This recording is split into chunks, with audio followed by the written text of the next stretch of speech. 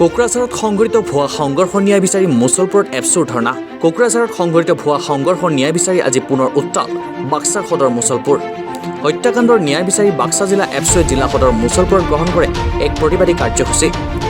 নৱগঠিত ULB উগ্ৰপন্থীৰ সদস্য সজাই যোৱা 17 ছেপ্টেম্বৰ তাৰিখে দুজন নিৰীহ যুৱকক কোকৰাঝাৰ আৰক্ষীয়ে গুলীয়াই হত্যা কৰিছিল। এই লৈ সমগ্ৰ বিটিআৰতে তীব্ৰ প্ৰতিক্ৰিয়াৰ সৃষ্টি হৈছিল।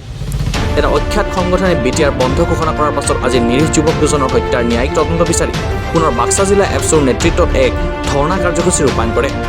মুছলপুৰৰ বাথৌপুৰীত 5 শতাধিক এপছুৰ সদস্যই ভুৱা সংঘৰ্ষ বন্ধ কৰক, কোকৰাঝাৰ আৰক্ষী হাই হাই, সুৰজিৎ সিং পানেছাৰ হাই হাই, নিৰীহ যুৱকৰ হত্যাৰ বিচাৰ লাগে, আমাক ন্যায় লাগিবই আদি শ্লোগান দি পৰিৱেশ উত্তাল কৰি তোলে। উল্লেখ্য যে কোকৰাঝাৰ অতিৰিক্ত আৰক্ষী অধীক্ষক সুৰজিৎ সিং পানেছাৰ নেতৃত্বত জনক কুমাৰ ব্ৰহ্ম আৰু জমছাৰ মোজাহাৰে ULBৰ সদস্য সজাই গুলীয়াই হত্যা কৰিছিল। আজিৰ প্ৰতিবাদী কাৰ্যসূচীত এপছুৱে 17 ছেপ্টেম্বৰৰ ঘটনাৰ ন্যায়িক তদন্তৰ লগতে দোষী আৰক্ষীক উচিত শাস্তি প্ৰদানৰ দাবী জনায়।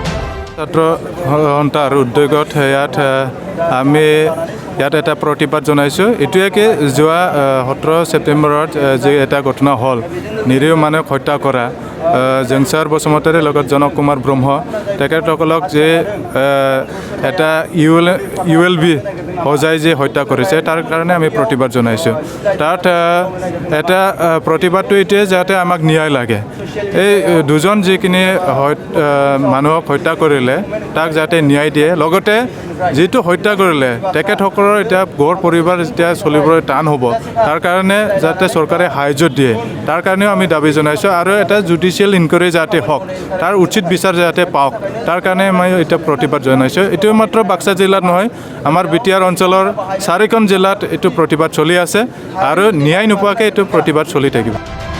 বাক্সাৰ পৰা নীৰেণ কুমাৰ শৰ্মাৰ ৰিপৰ্ট, নিউজ নেষ্ট।